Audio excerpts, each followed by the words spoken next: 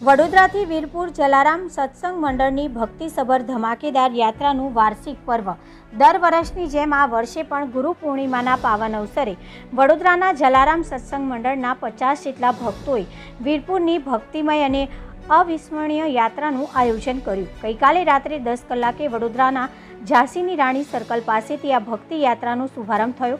યાત્રા શરૂ કરતા પહેલા પરંપરા મુજબ ભક્તોએ અત્યંત શ્રદ્ધાપૂર્વક શ્રી જલારામ બાપાનું નામ સ્મરણ કર્યું અને શુભ કાર્યના પ્રતીક રૂપે શ્રીફળ વધેરીને લક્ઝરી બસને પ્રસ્થાન કરાવ્યું। આ દર્શન ખરેખર હૃદયસ્પર્શી હતું, જ્યાં ભક્તિ અને આસ્થાનો સુભંગ સમન્વય જોવા મળ્યો। બસમાં પ્રવાસ દરમિયાન પણ ભક્તિનો માહોલ પૂર બહારમાં ખીલ્યો। ભાઈઓ બહેનોએ અવિરતપણે રામધૂનનું ગાન કરીને વાતાવરણને જીવંત બનાવ્યું। સૌના ચહેરા પર ઉત્સાહ અને પ્રભુ ભક્તિનો અનેરો ભાવ સ્પષ્ટ દેખાતો હતો।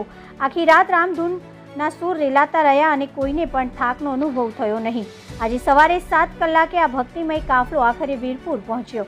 વીરપુરમાં પ્રવેશતા જ સૌપ્રથમ ભક્તોએ હોલમાં એકઠા થયા, જ્યાં તેમણે પરમ શ્રદ્ધા સાથે જલારામ સતબાવનીનો પાઠ કર્યો। સતબાવનીના પાઠ બાદ સૌ ભક્તો મૂળ જલારામ બાપાના મંદિરે દર્શનાર્થે પહોંચ્યા। બાપાના દર્શન કરી સૌ ભક્તોએ ધન્યતા અનુભવી અને તેમના આશીર્વાદ પ્રાપ્ત કર્યા।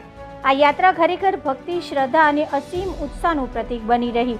જલારામ સત્સંગ મંડળના આ વાર્ષિક પહેલ ખરેખર પ્રેરણાદાયક છે, જે દર વર્ષે સેંકડો ભક્તોને બાપાના દર્શને લઈ જાય છે। રિપોર્ટર રોનક ઠક્કર, BN ન્યૂઝ ગુજરાતી, વડોદરા।